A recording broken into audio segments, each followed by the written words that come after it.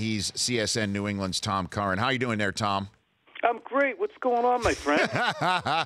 Is it great in Boston right now, Tom? Is it really great there? A lot of hand-wringing. Okay. And as you know, it's usually people don't go, well, they got some work to do. It's, whoa, these guys suck. Right. But they do have some work to do in a way that I did not see coming. And then there's also this part of it, Tom, is that we're in the day and age where and Michael Lombardi is going to be on the show on Wednesdays during the football season, and he knows the Patriots and Belichick's mind very well as well. He says that he still thinks that the league should consider the first 2 weeks of the regular season like an extension of the preseason. They're still working on stuff. What do you take out of last night's game against the Chiefs, Tom? I agree wholeheartedly with Mike and have felt that way for a while, that you don't really know what teams are even going to try to do until after Columbus Day. But the Patriots, first off, I think offensively, it wasn't as bad as it looked. It was interesting to hear Tom Brady and Nate Solder and Duron Harmon all lament the lack of energy, intensity, and competitiveness that the team exhibited. But offensively, I think that goes to some of the fourth downs they weren't able to convert. And the outgrowth there being, look, we weren't tough enough. But I also look at the absence of Julian Edelman in so many different ways. One, if he's out there, you have an opportunity on 4th and 1 or 3rd and 1 to have him run one of those quick option routes where he shakes people loose or at least draw attention. Instead, the Patriots were kind of in a bunch formation and a bunched-up formation and ran into a 10-man front and didn't get it. Edelman also, they didn't even challenge the middle of the field, Rich. And with Edelman, they can do that because he can get separation even if it's cluttered. Hogan's not that kind of player. He had 1 catch for 8 yards. Gronk had 2 catches for 33, and on both of them, he was pretty well covered. As much as people resist the idea of it, Edelman leads to Gronk. Gronk doesn't lead to Edelman because Edelman draws so much attention that eventually Gronkowski profits from it. There's no one getting separation. They don't have to send a second guy at anyone except for Cooks, who's a perimeter guy anyway, and they couldn't get it to him too much in the middle. So I think those were huge parts, plus that intensity that Edelman brings. He's kind of an enforcer type. They'll figure it out on offense, but Rich, defense, it really was astonishing to see those explosive plays, wasn't it? Yeah, it was, but it's also two young kids. I mean, in Hill and Hunt that have incredible speed, and I'm thinking that the Patriots are going to see that quite a bit this year from a lot of young guys. That's part of the reason why they went and got Brandon Cooks. I mean, nobody can run with him. They know that that's the way this league is going, is with speed. So before we get to the defense, though, and leave the offense, Tom, I do want to just touch on, to use the phrase, the famous Patino phrase, Julian Edelman's not walking through that door.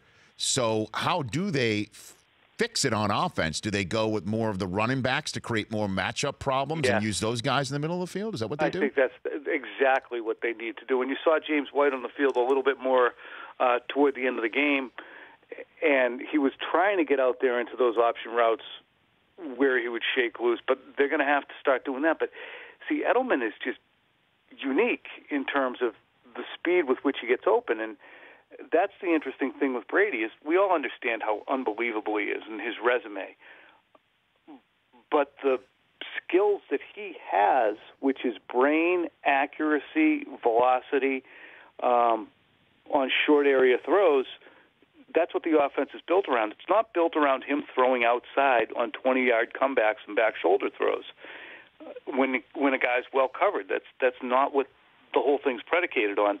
So it puts him at a position where he's throwing lower percentage passes that he would prefer not to throw. He wants to throw the run and catch stuff until they figure out how they're going to address that, or they improve on the outside just with reps. It's going to be a hard slog. Well, in terms of, and then one last thing, because you're hitting and on they something. They still put up 28 points. They did. Whatever. No. They did, and they were ahead after 3 quarters, which normally means that's all she wrote in Foxborough. But we're all in the national media for sure looking for the signs of Brady aging now that he's 40, because that's a number. It's not like when he was 39; he's close enough to 40.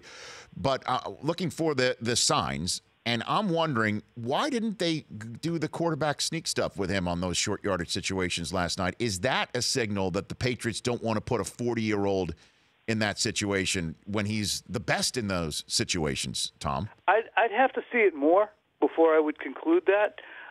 On the second drive where they had, after that turnover, the 4th and 1 from I believe it was the 10, I think that was all right, let's do what we're supposed to do. It's 2017, we're a new team. Let's go pick up a hard yard here and create our identity a little bit. And they got stuffed. So I'd have to see it happen more frequently for me to conclude that they don't want to do that. Okay. I think Brady, more often on those sneaks, he's not going into a bunched front. He's able to find a place, to burrow through. But, it's certainly a much more valid question in terms of Brady and being 40 than saying, well, he missed some throws. Is that the age? No, it's things like you're mentioning there where you don't want to put him in harm's way, or he didn't audible to it. But I think I'd need to see more of it happening to conclude that. Tom Curran here in the Honda Insider Report from CSN New England. All right, so then let's address the defense. What in the world is the fix in that locker room, Tom? I don't think so, especially with Dante Hightower suffering that knee injury, and we still don't know the extent of it. He didn't return. He was on the sidelines after getting his right knee caved. But he's a guy who he's going to miss time most likely, I would think, even though it's a 10-day layoff, just the way it looked. And it's a bitch. He's going to have to deal with that all season long now. He's not what we would call a quick healer, and we've seen it in the past. He's their most important front seven player. They played that style last night, Rich, of putting 4 safeties on the field at times, often having 5 and 6 defensive backs up there, having safeties at the linebacker spots. Jordan Richards was up there for a ton of time.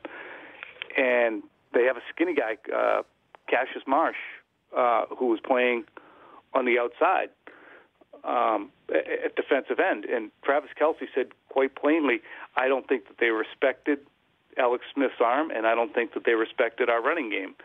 And I don't know if it was that. I think it was just that they think that's the best way to go against speed, is put speed on the field.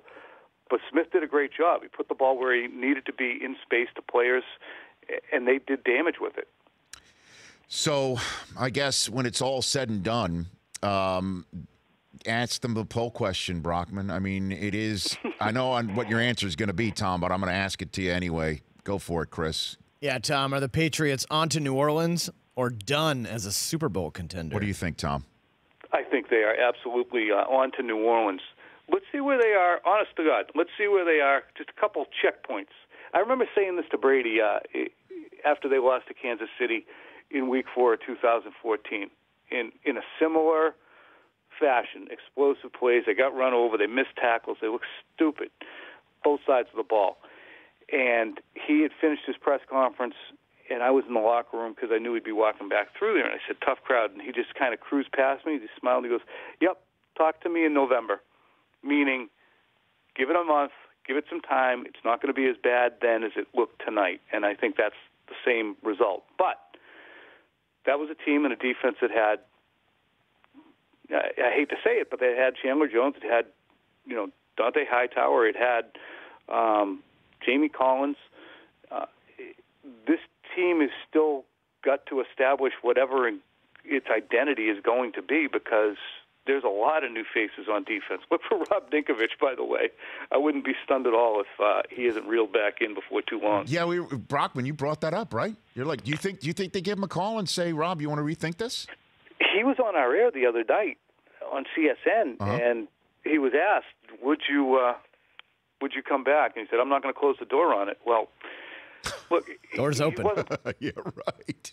He wasn't like Lawrence Taylor last year, but stability right now, man. I mean, well, look, if Brady's talking about digging deeper, right, and he's talking about some people in that locker room who might not be, they're new to the Patriot way and they haven't figured it out yet. I mean, Ninkovich is one of those guys who's going to walk around that locker room and tell everyone what the hell's going on, what time it is, right, Tom? Yeah, the hard thing, too, though, is that, little things like Chris Long not being there. He was, in 1 year, a pretty good leader. He wasn't incredibly productive, but he got his job done and he understood what he was supposed to do. He wasn't perfect by any stretch, but there are some guys who went out the door who had some ability. Now, and again, they went against some crap offenses last year. Throughout the year, they benefited from that, and they were able to move into a level of competency. But that was because they could outscore people, too. They're going to have to fix the Edelman question, and they're going to have to hang on for a while on defense, I think. Tom, love chatting. Let me know when I can do your podcast, okay? Reach out. I definitely will. Okay. Thank you, buddy. You got it. That's Tom Curran, CSN New England, Honda Insider Report. The Rich Eisen Show, weekdays at noon Eastern on radio stations across the country and audience. If you like that, please download our app. There's lots of fun things there other than just more of the videos you just saw. You can call us from the app. You can email us from the app. Just download it. Trust me, you'll enjoy it.